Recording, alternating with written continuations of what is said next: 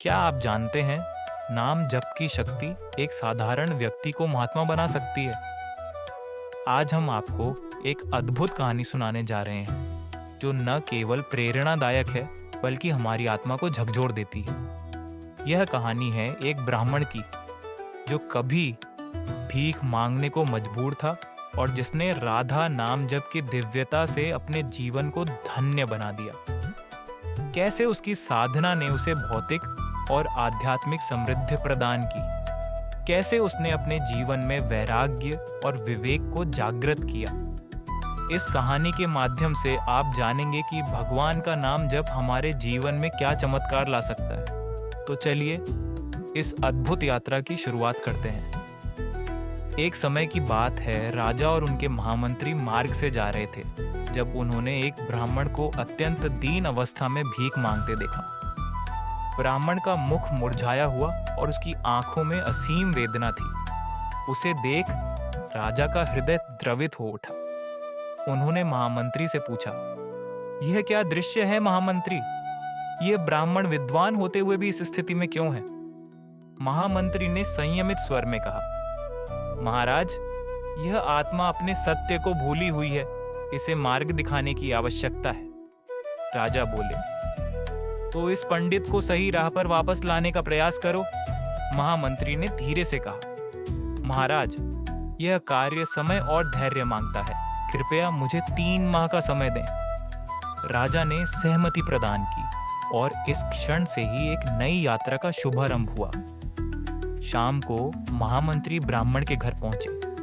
वहां उन्होंने अत्यंत विनम्रता से ब्राह्मण से उसकी स्थिति का कारण पूछा। ब्राह्मण ने नम आंखों से अपनी व्यथा सुनाई। महामंत्री ने गहरी संवेदना के साथ कहा, आप विद्वान हैं, कल से प्रातः 4 बजे जागिए और 2 घंटे राधा नाम का जप कीजिए। मेरी ओर से आपके घर प्रतिदिन एक स्वर्ण मुद्रा भेजी जाएगी। ब्राह्मण इस प्रस्ताव से चकित थे। भीतर आशा और संदेह का द्वंद्व चल रहा था, किंतु अंततः उन्होंने सहमति दे दी। पहले ही दिन जप करते हुए उन्होंने एक अजीब सी शांति और सुकून का अनुभव किया, जैसे उनका हृदय वर्षों से सूने पड़े मंदिर में फिर से दीपक जल उठा।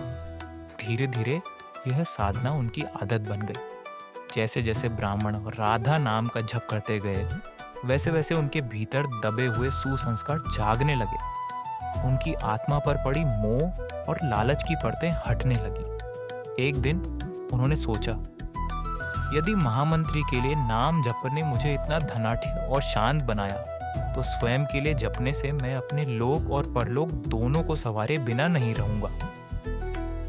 अब ब्राह्मण ने रोज 2 घंटे अपने लिए जप करना आरंभ कर दिया।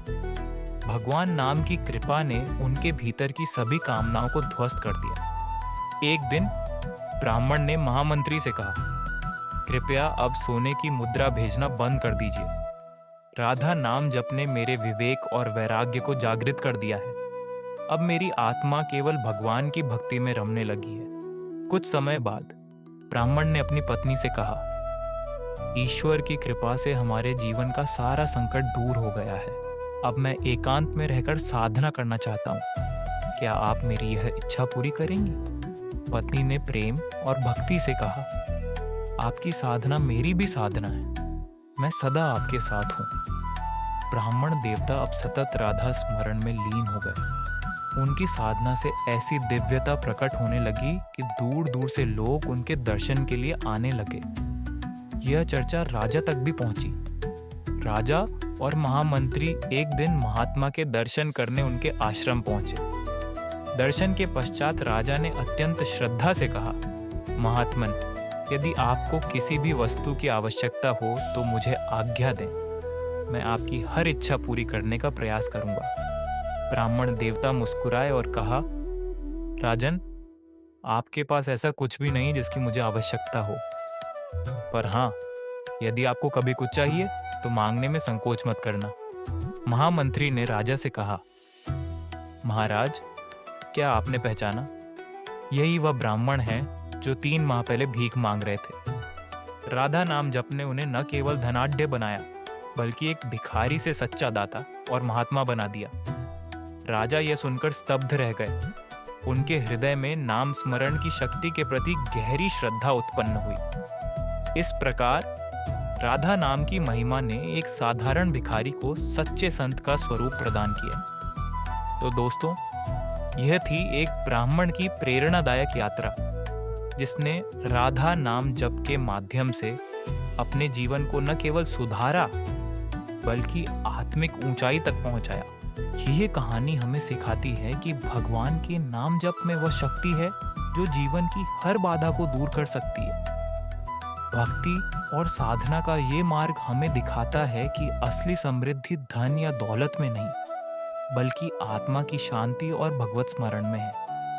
अगर इस कहानी ने आपके मन को छुआ हो तो इसे अपने प्रियजनों के साथ जरूर साझा करें। आपका साथ और आशीर्वाद ही हमारी प्रेरणा है। फिर मिलेंगे एक और ऐसी ही कहानी के साथ। तब तक के लिए राधा नाम का स्मरण करते रहें।